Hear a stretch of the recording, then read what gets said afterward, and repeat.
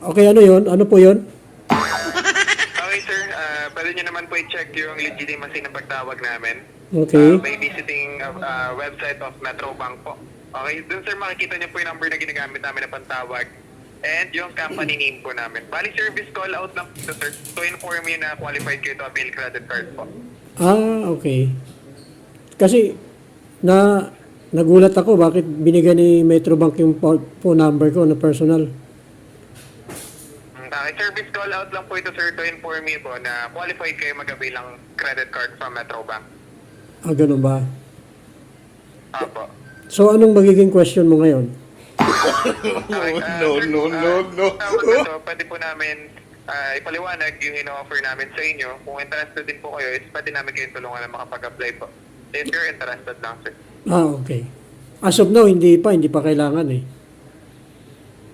Ganyan po, sir. Actually, last 2 years ago, may tumawag din sa akin na ganito.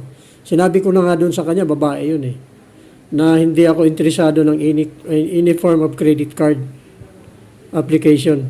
Okay. Sige po. Noted po ito, sir. Sino po ito nga ulit? Accommodating Michael po. Sino nga po ito? Sorry? Sino nga po ito? Okay, sir. My name po is John Diaz Santa, Metro Bank, sa Accredited Sales Agent. Company name HC Docosin. HC Docosin. Yes po. Okay, thank you. Okay, sir. Thank you po and have a nice day po. Pa-verify kita ngayon doon sa Metrobank.